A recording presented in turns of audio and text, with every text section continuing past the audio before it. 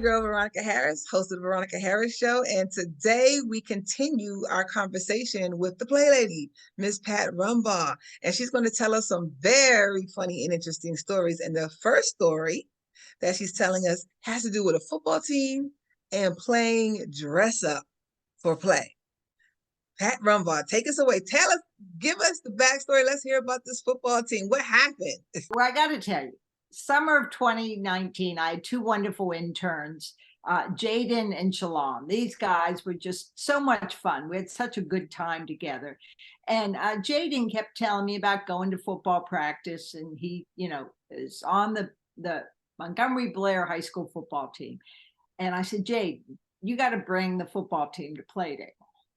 You think they want to come to play? I said, absolutely. I mean, I've always wanted a team to come together and play. So they show up in their big red jerseys. And I said, guys, you all look like twins. Go to the dress up station and have some fun.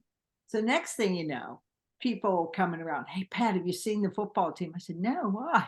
They were wearing tutus and wigs and jewelry and they were dressed to the nines. I just loved it because these were what, 15 to 18-year-old fellas that decided, let's have a good time. And they really did. I mean, you saw them on the seesaw playing badminton or making a mud pie or playing cornhole, or maybe they were climbing on the trucks. We have an activity called Touch a Truck.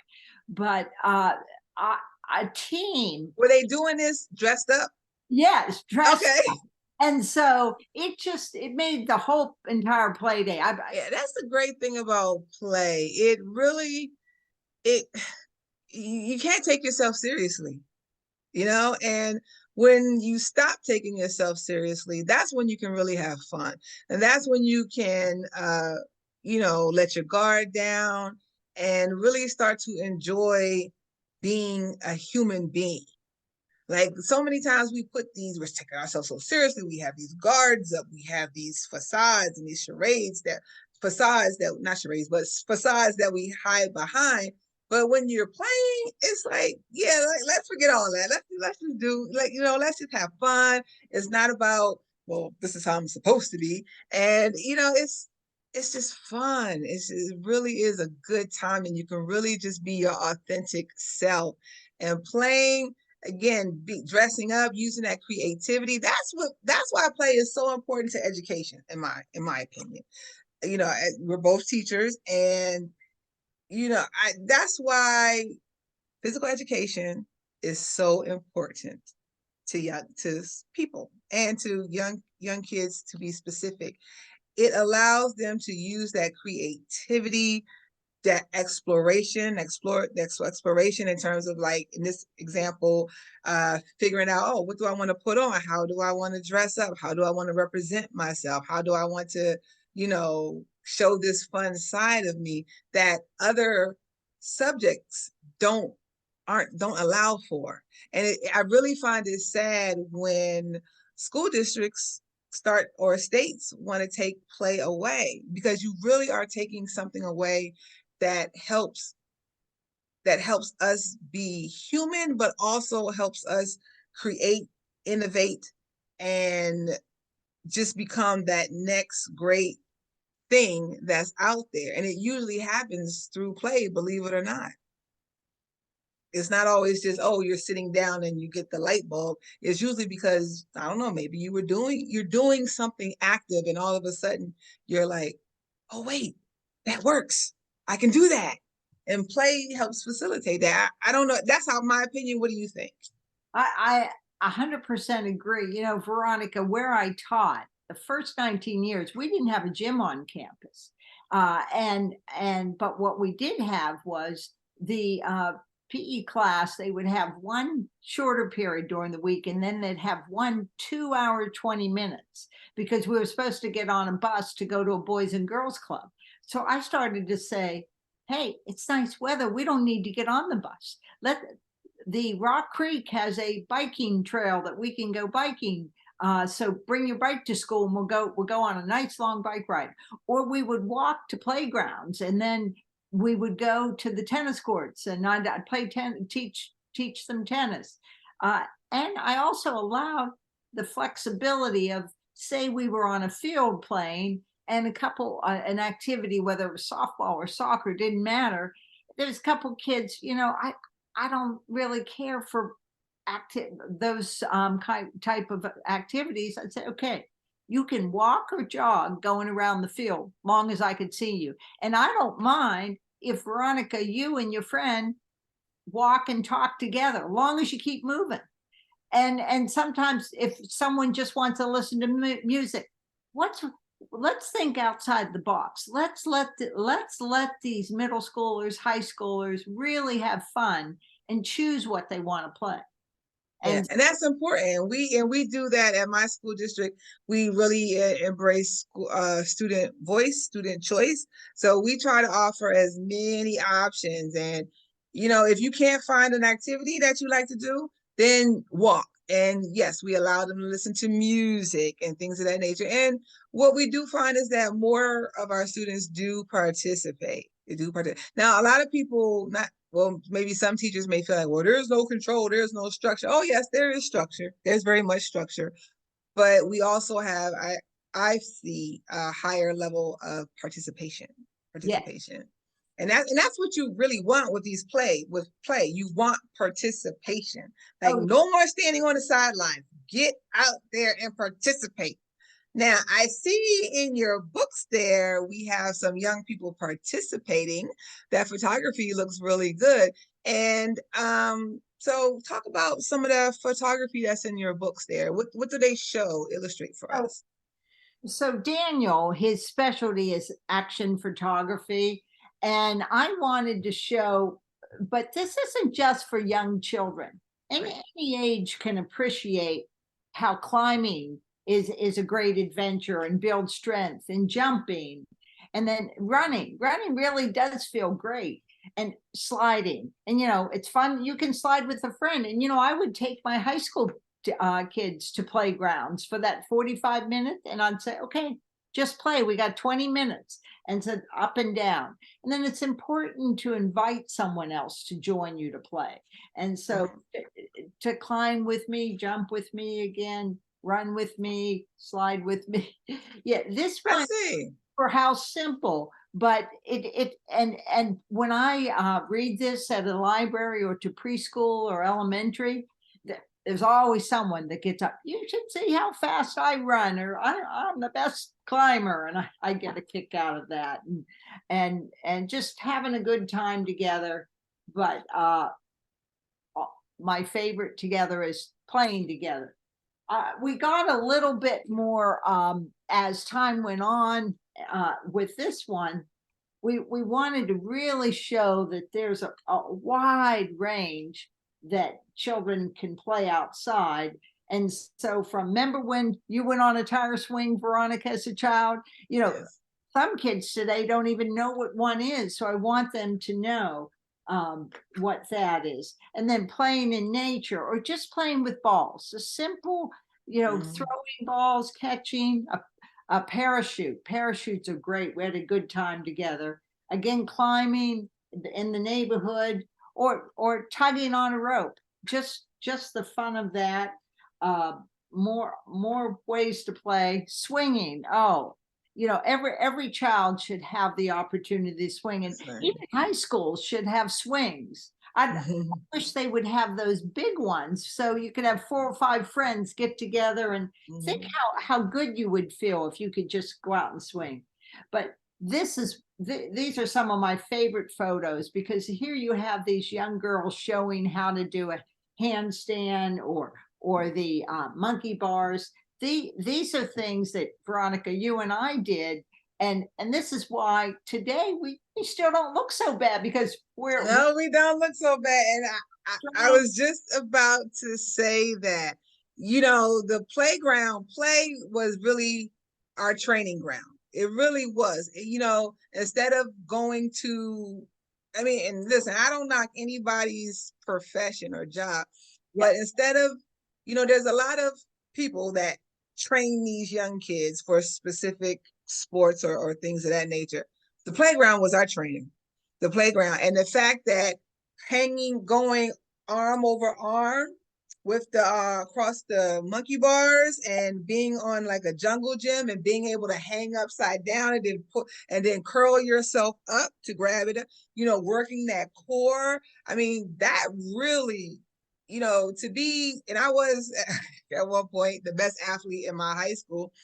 To be that came through being on the playground, like climbing, grabbing, developing flexibility, just, developing that balance, sitting on a seesaw, learning that, learning science, learning that if I want to, weight matters in terms of like, if I'm heavy, I can lift this up. And if I'm too light, I'll be up on the seesaw instead of being down on the seesaw. And then, if I didn't want to always be down on the seesaw, I had to find somebody heavier than me. It was just, you learn so much, and people don't realize just how that plays a part in your life as you grow up. And many athletes, where they got their start wasn't that they went to a trainer or anything. No, they found something, they were playing.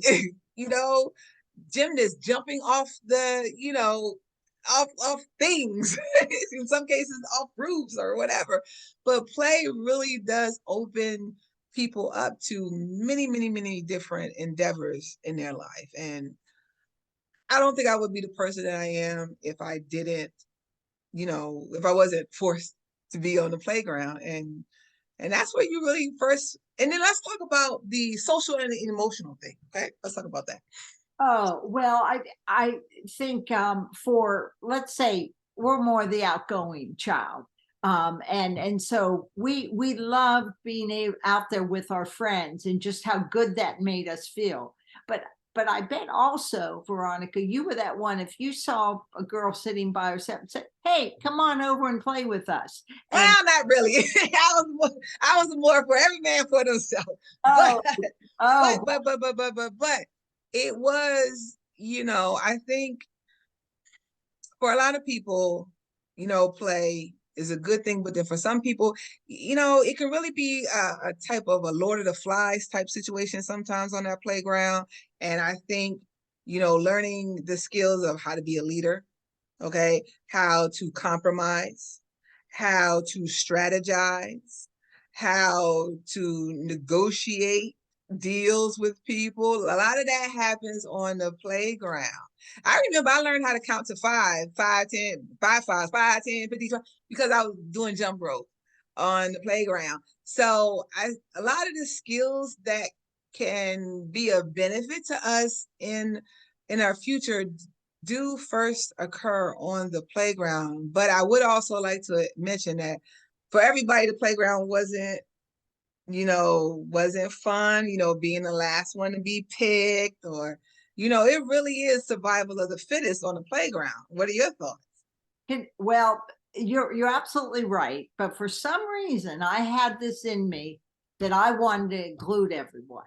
And I went back for my 35th high school reunion, and a woman said to me, "I really want to talk to you." So after my first book came out, and she said, "I want to tell you about my experience with you in high school gym." And and I thought, well, okay. I didn't remember her that much. Just I recall she was a little plump, and she said, "You were always one of the captains. They always made you one of the captains." And I said, "Yeah, I guess now that I think about it." And she said, "And you know what? You always picked me first. And Ooh, not only did you pick me first, but you helped everybody. You would show up that, like, we would play softball and half the girls didn't know how to even swing a bat, and you would show them." I'm like, "Oh, geez." And I guess, see, what's in me is I feel good when everybody's having a good time. And so I really wanted to do that. Now that I have a competitive nature too. I want to win if I'm in a situation to compete. But if I'm in a playful situation, I want everybody to have a good time. and I that's important. Yeah. I met this when I went on sabbatical. I went to hit tennis balls by Coolidge High School off the wall, and I Mhm. was hitting, and these three lovely ladies, they said, "Hey, we need a fourth. You want to come play with us?" With Dr. Donna Graham, she was teacher of the year in DC, and she was retired, and she said, "Hey, I want Pat with me." And I still play with not only these ladies, but a whole bunch of people that we play Tuesday and Thursdays, and some men join us. But what I love about this is it's all abilities, all ages. People even will say to me, "Pat, you're pretty skilled. Why do you play with some of these people?" I said, "Because it's fun. Because I can always work on something." That's how I tell myself. Like, Veronica, if you're way better than me, more skilled, I said, okay, I'm really lucky to get to play with you. I'm just going to try to do the best I can. But let's say I'm more skilled. I'm going to say, okay, I'm going to hit it just right to Veronica so she can hit it back every time. And so I would say people enjoy inviting me to play and playing with me, but that's what I try to share to other people, because we all had to learn sometime. The Right. other thing that for children, by playing of different ages, do you know that older children gain more empathy when they play with Yes. younger children? Yes, and you know what? We've been talking for a while, so we're gonna take a quick break, and then we're gonna talk about. See, now we're getting deep into play. This is psychology of play and how it, works with us as human beings and how we feel. And yeah, okay, it's a lot. So we will be right back, and we will be right back. It used to be simple when I was young and couldn't figure things out. I asked for help. As I grew older, things got more complicated. Then I joined the military. I learned to carry my own weight, and sometimes the weight of others. Now that I'm home, it seems hard to fit back in. Remember when you were young? Asking for help was simple. You don't have to do this alone. At maketheconnection.net.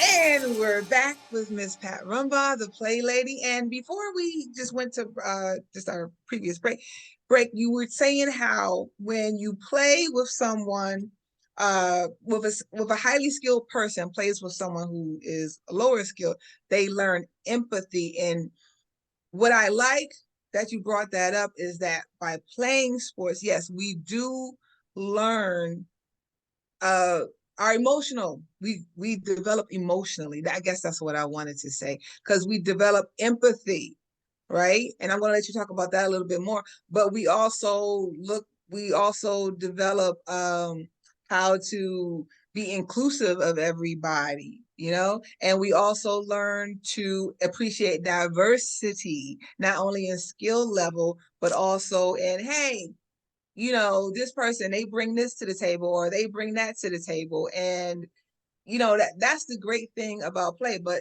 yes, let me hear more about you talk about the empathy part. So let's just say you have a family reunion, and Mm. and there's kids of all ages, and they're on devices, and some Uncle Joe says, "All right, kids, go out, go play. Put your devices down and go play." And there's a playground and a creek. Well, next thing you know, there's a couple 4-year-olds, but they have an 8 and a 12-year-old.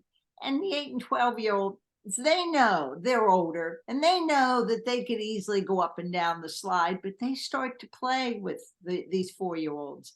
And then next thing you know, the 4-year-old's vocabulary improves because they hear that, oh, the slides are fast. I got to be careful climbing, and I got to hold on the sides, or I'm going to really swoosh down quickly. But and then they get tired and they come back up to have something to eat, and they decide to play some cards. And they learn numbers by playing with cards, and they learn sequences, and then they learn to take turns. Oh, play, one of the best parts of play is learning that you don't always win. Sometimes you lose. You're not always the first one to bat. Say we're playing kickball. Everybody gets a turn. There's just so much that you can dig deeper and deeper into play. By the way, my master's is in sports psychology and positive talk. in Okay. motivation. I was coaching college tennis, and I said, what I'm finding is that these young women, they react best when I give them positive feedback. So if I'm coaching you, Veronica, and you happen to hit it in the net, I want to hear you say out loud, I'll hit the next one over. And if you hit it out, I want to hear you say, I'll hit the next one in. I still have players that I taught years ago and all kinds, whether I coached them or taught them PE, that I go back for gatherings and they tell me, I still say that. I still, Really? and I'm like, oh my gosh. Oh And no, I'm telling you, that is the truth. That's when you know. That's when you know. I'm telling you, that's the moment that we educators live for. Believe it or not, when we have students that come back to us and say what they picked up from us, they still do. I mean, that just lets you know, or that further validates the work that you have been doing. So, that is a great thing. That is an awesome thing. So what I'm getting from this particular part of our conversation is that with play, there's definitely the social emotional learning that goes into it, more so than you would see in just a math class, a bio class, a social studies class. It really happens when we're together and when we're at play. And play doesn't always have to be, and I just want to, say for the people that are the introverts out there, play doesn't always have to be with other people. You can find things, where you're by yourself and you're engaged in playful activity, things of that nature. So, and even though you're not the socializing part, but you are gaining those skills that may be more cognitive based, where you're learning how, counting numbers, you're learning sequencing, you're learning spatial awareness, just when you're putting things together, all of that, actually how things work. So there's a lot of things to learn, whether you're playing with other people or you're playing just with just you. Yeah, I can say me, myself, and I. Like, there's three people here. There's me, myself, and I. But yeah, so that's really, really, really important. And I just can't stress it enough that play is just, we just need more of it. And I think the world would be so much more fun if we did. Your thoughts? oh, absolutely. I found out in August that I'm receiving one of the 2023 Fred Roger Helper Awards, and the reason I'm receiving this is because all the people that have helped me over the years. I got asked when I formed this play committee in 2009 to be on the City of Tacoma Park Recreation Committee, and we're planning this our second play day. We were making it bigger, and so I wanted to have mud pies, and I said, would anybody, by the way, want to lead mud pie making? And Chawanda put her hand up and said, I'll do it. I'm like, really? I mean, you're going to get dirty, which I don't care. I loved making mud pies as a kid. And you should, not only kids but adults will come and they want to mix the mud and decorate it with rocks and elbow macaroni and leaves and sticks, and we whisper to the parents, they can stay here or they can go home. It's up to you, whatever you want with the mud pie. But people that I have met that have helped me, we have a dress up lady. This is her 15th year that she's been helping us, and she says, oh, I have the best thing. But our Congressman Raskin, you may have heard of him. Jamie Raskin. He's actually a friend of mine. Well, he was a state senator in 2009. I said, Jamie, we're going to have this play day. Do you want to be involved? He said, Pat, yes, I would. I want to lead Simon Says. Oh. So he leads Simon Says. It's hilarious, Veronica. Like, people, they'll come to play day. I say, oh, here comes for adults. And I know what they're going to ask me. Has Jamie led Simon Says yet? I said, it's going to be in 15 minutes. Oh, good, we made it. But then when like 200 people come up to play and it's almost too much, I say, okay, only people 1 digit, 9 or under, get to play. And they'll be like, Pat, and I'm sorry, but you know, you really want to go up against an 8-year-old playing Simon Says? Yeah, I do. Because sometimes it's gone on and on. But we just have so much fun. And so many people, well, oh, this is something that you'll want to share with your listeners. It is that teens 12 to 18 can receive community service for volunteering at our play days. And they basically do 3 things, Veronica. They help set up all the play activities, and then they invite people to play. They might face paint. They might help with floor hockey. It doesn't matter. They do any activity that we assign them to, and they get to switch if they'd rather be in face painting than floor hockey. And then they help clean up, and they get community service credits toward graduation. Wow, that's really good, because I know that some schools, I know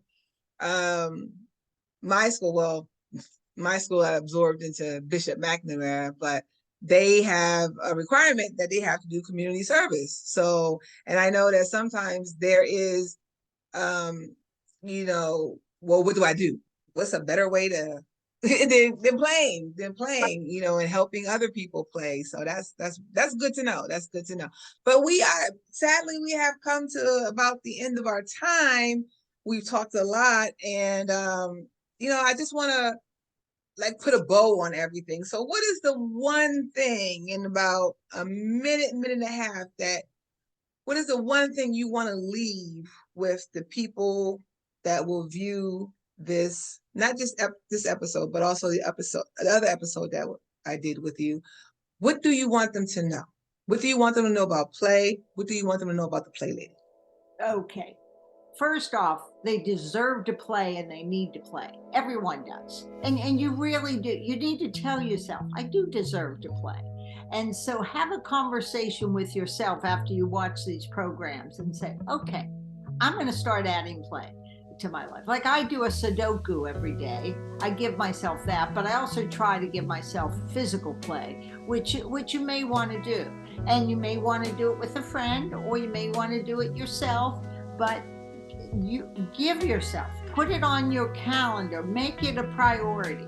And if your parents are listening to this and you have young children, could you walk your child to school and they could get to play along the way, or play in the playground, say 10 minutes before school starts?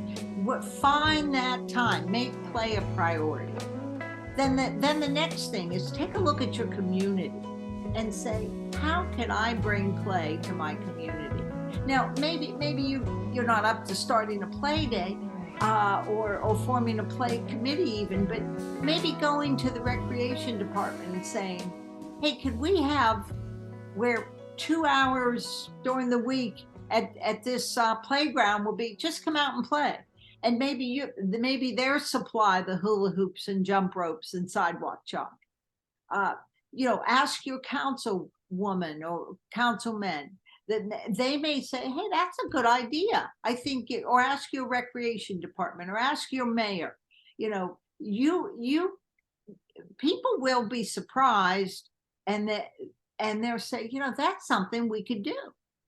So, folks out there, I hope that you really look in the mirror and say, I deserve to play.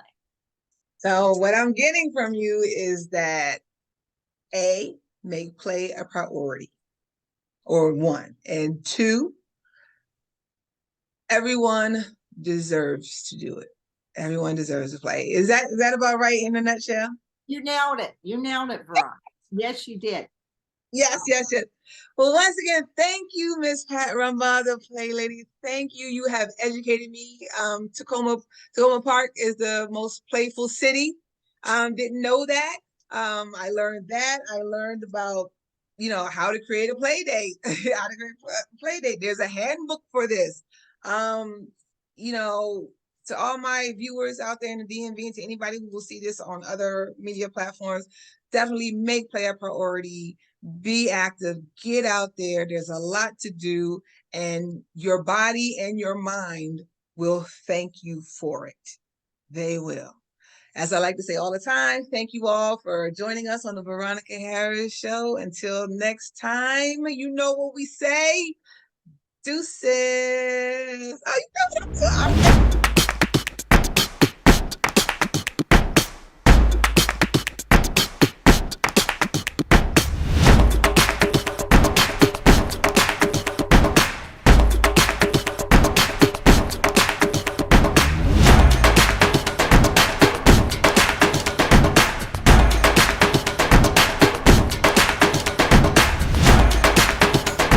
Have a playful day.